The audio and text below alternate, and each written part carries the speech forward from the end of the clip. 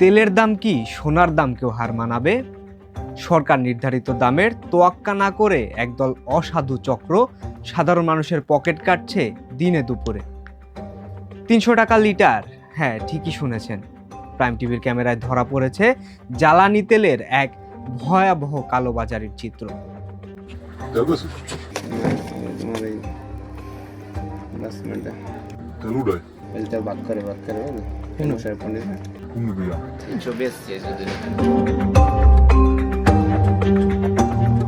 পটুয়াখালীর চরকাজল ইউনিয়ন দ্বীপ অঞ্চলের মানুষের জীবন যেখানে সংগ্রামের, সেখানে মরার উপর খাড়ার ঘা হয়ে দাঁড়িয়েছে একদল অসাধু তেল সিন্ডিকেট। সরকার নির্ধারিত দামের কোনো বালাই নেই এখানে। পেট্রোল বিক্রি হচ্ছে ৩০০ টাকা লিটার। কিন্তু কেন? উত্তর খুঁজতে গিয়ে বেরিয়ে এলো ৫ জনের এক শক্তিশালী সিন্ডিকেটের নাম। সপ্তাহে তোমার মনে করো যে মশলা বেচাল সব 1 লাখ এসে একদিন না আমরা যে কথা সবাই ভাগ করে দিচ্ছি। কত মানে কয় বেড়ে? হ্যাঁ তোমার হে কয় বেল কেন ঠিক কথা আমার কথা কইবে। রাব্বানি নিছো ম্যাডাম, রাব্বানি আমারটা তেলের লিটার স্যার 500 টাকা। বেশ সিন্ডিকেট তৈরি করছে দেশে তেল 500 টাকা চাই আমরা একটা দিন সহান একটা সুস্থ করে তেল বুঝিয়েছি রাব্বানি। হ্যাঁ ওই সবচেয়ে বড় সিন্ডিকেট তৈরি করছে। আরো বহুত লোকে বেশছে না আমার 350 টাকা আমাকে দেশ আর কি এই শিবের বেলটা কেউ বেছে নেই, এই আমাকে এই বেলটা কেউ বেছে নেই। আমার সাহেব পরে 10 টাকা তেল পড়ছে সর্বোচ্চ 270 টাকা, সর্বোচ্চ 250 টাকা করে বেছে। এই 270 টাকা বেশি কি লিখা হেরিতে পারে জানে, হেরিতে পুলিশে ধরে আবার 3 দিনে রেখে দিয়েছে 10,000 টাকা। এই পুলিশ দেখছ না হেরিতে রাখছে। চরকাজলের জ্বালানির বাজার যারা জিম্মি করে রেখেছেন সেই সিন্ডিকেট মেম্বারদের মধ্যে যারা রয়েছেন মোশাররফ পণ্ডিত, গুরুচরণ বিশ্বাস, রাব্বানি, বাচ্চু মৃধা এবং উজ্জ্বল বিশ্বাস। সিন্ডিকেট মেম্বার রাব্বানির সাথে ফোনে যোগাযোগ করলে সম্পূর্ণ বিষয় মিথ্যা বলে উড়িয়ে দেন তিনি। হ্যালো, আসসালামু আলাইকুম। ওয়ালাইকুম সালাম। কে? রব্বানি ভাই, কি অবস্থা, কেমন আছেন? ভালো আছি। কে? আমি তো প্রাইম টিভির সিনিয়র রিপোর্টার বলছিলাম, মাহাদি হাসান। জি ভাই বলেন। পেট্রোল কত করে বিক্রি করছেন? পেট্রোল তো ভাই যখন ছিল তখন তো বিক্রি করছি, এখন তো এই 3 দিন তেমন তো পেট্রোল ছিল না। এক বেরেল পেট্রোল 5 জনে ভাগ করে নিয়েছিলাম ভাই। ওই তো কত করে বিক্রি করছিলেন? এখন বিক্রি করছি 100 টাকা, 150 টাকা এরকম। মানে এরা ওই যে নিজেরাই ভাগ করে নিয়েছি, বেশি ভাই বিক্রি করার মতো সময় নেই।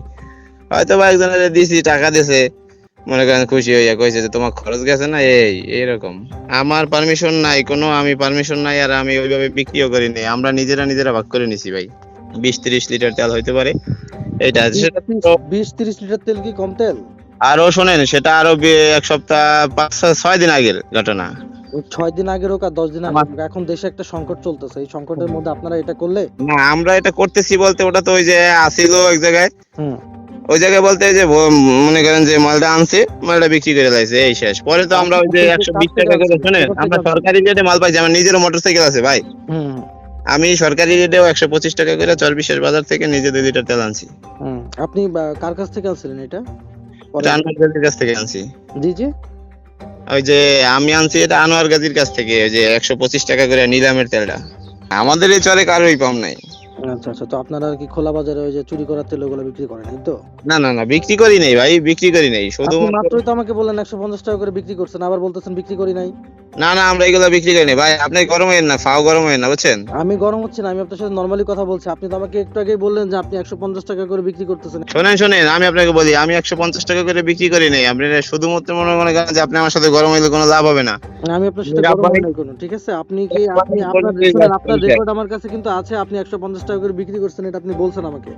না শোনেন, আমি আপনাকে বলি, আমি 150 টাকা করে তেল বিক্রি করি নাই। আপনি যদি মনে করেন রেকর্ড থাকে তাহলে আপনি রেকর্ড করেন, সমস্যা নাই, রেকর্ড করে নিউজ করে দেন। এই চক্রটি অবৈধভাবে তেল মজুত করে তৈরি করছে কৃত্রিম সংকট। পাম্পে তেল থাকলেও সাধারণ মানুষ তা পাচ্ছে না।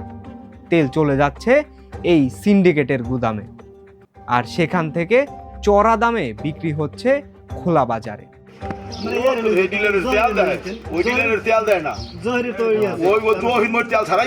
জীবন বার একটা এটা তেল ছাড়াইছে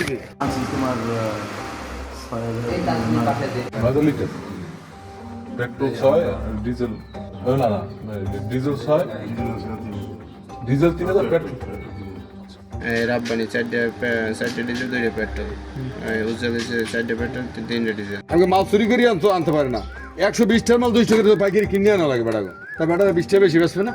এবার তোর যে কি এই যে টাকা দিয়ে মাল কিনে কি তোর যেটা কি হ্যাঁ এর দ্বারে ফোন আর দ্বারে অনুরূপ আর দ্বারে পাঁচ ধরে আর দ্বারে এরকম করা তেলের জন্য হাহাকার। ভোর থেকে রাত পাম্পগুলোতে মাইলের পর মাইল মানুষের অপেক্ষা। সারা দেশে যখন তেলের এই সংকট, ঠিক তখনই একদল মানুষ এই হাহাকারকে পুঁজি করে মেতে উঠেছে পকেট কাটার উৎসবে। এই অসাধু সিন্ডিকেট যদি এখনই না থামানো যায়, তবে সাধারণ মানুষের বেঁচে থাকাটাই দায় হয়ে পড়বে। আমরা শুধু প্রশ্ন তুলতে পারি, কিন্তু পদক্ষেপ নেওয়ার দায়িত্ব সেটা তো শুধু দায়িত্ববানদের। প্রাইম টিভি, সত্যের সাথে সর্বদা।